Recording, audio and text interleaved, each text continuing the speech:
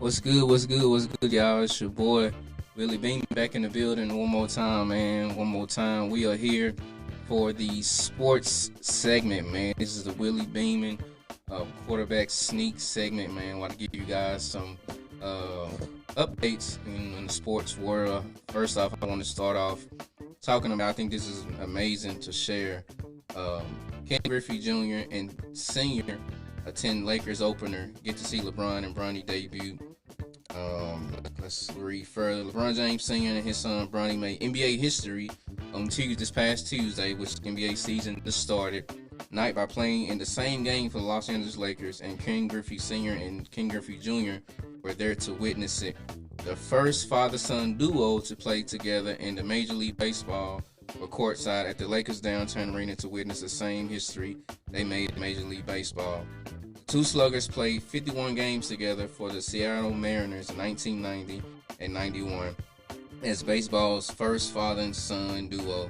The James and the Griffeys met up during pregame warm-ups and for some photos and a warm chat between two remarkable family lines. So I think this is amazing, y'all, for us to see, for us to witness, especially, man, as we go into the new year 2025, man. Black History is around the corner, which I believe Black History is year-round.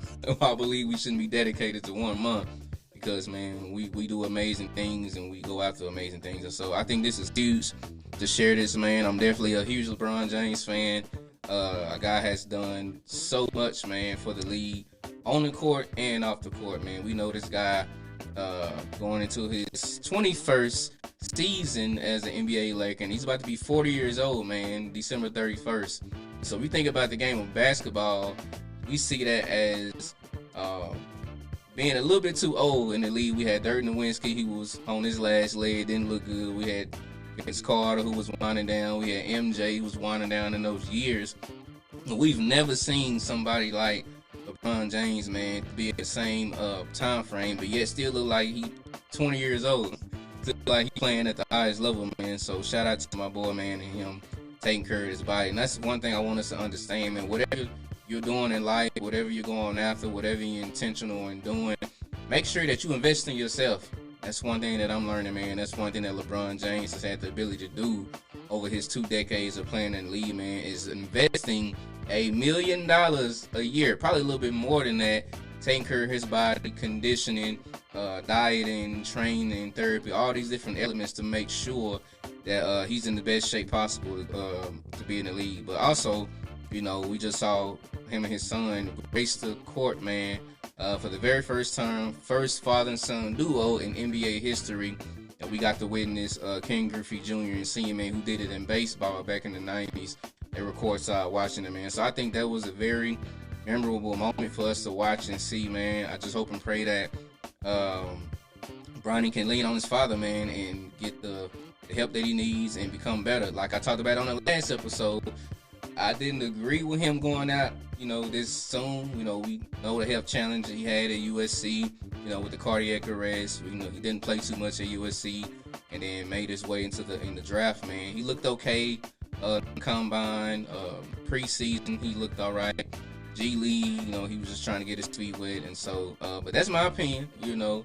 I wish the best for Bronny, man. I just hope and pray he gets the right help that he needs. I'm pretty sure he'll get mentored by his pops and then other players that are in the league, man, that can help him, you know, have a long career like his father. But definitely something I wanted to talk about and share in regards to the father and son duo in the league. Now I do want to hit on this. Shout out, man, to the Boston Celtics, who have just got their NBA rings, man, this past week. They beat the brakes off of the Knicks. Beat the brakes off them guys, man.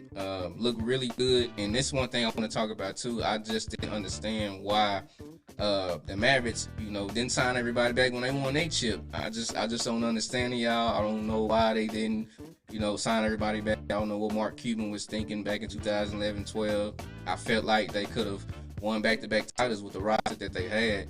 And so to see the Boston Celtics come back, man, go through the offseason and resign pretty much everybody that they had last season to win a title, they on another run, man, to repeat, man. And so, of course, there's some teams in the East that's coming up. We got the Sixers that's coming up.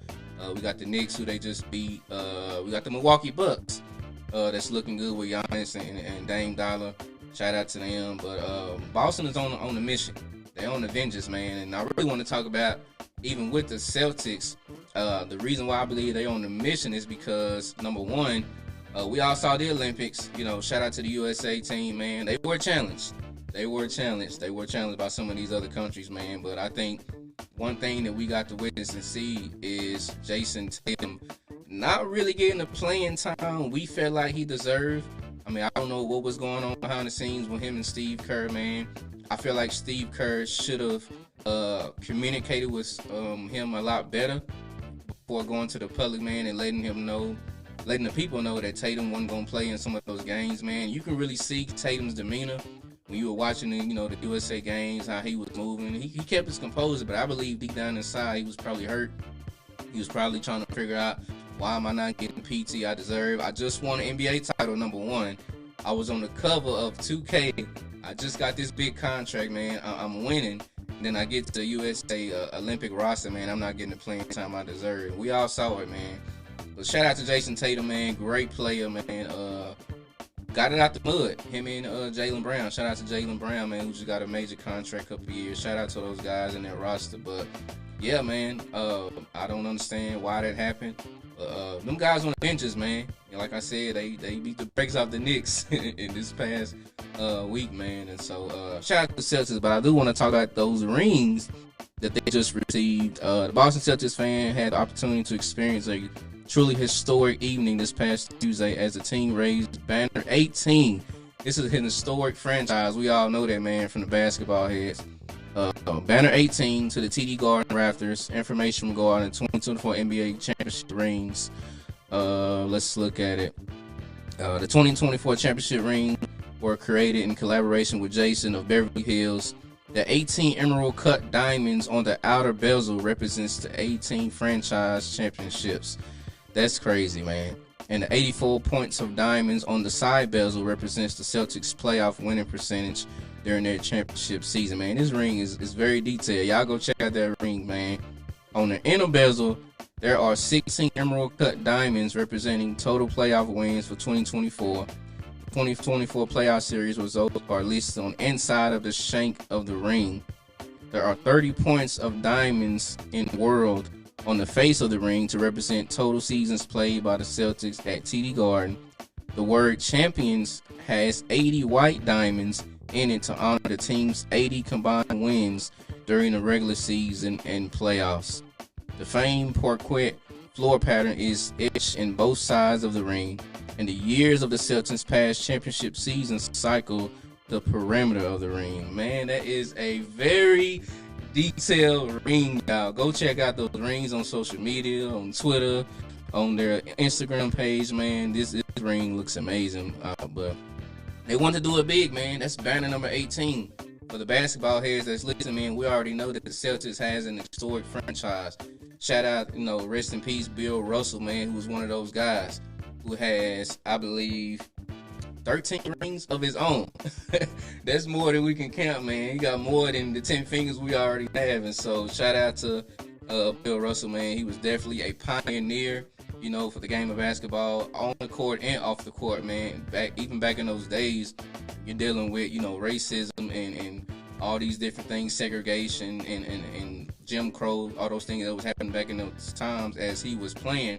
He had the ability to overcome that, man, and be a voice on the floor and off the floor, partnering with people like Muhammad Ali and Jim Brown and all these black pioneers, man, back in those times. And so shout out to Bill Russell, who was definitely a legend, man, for the Boston Celtics. But yeah, man, just want to share my 2 cents, man, in the basketball world. That's what I got, and I will see you guys here shortly. It's your boy Willie Beamen. Peace.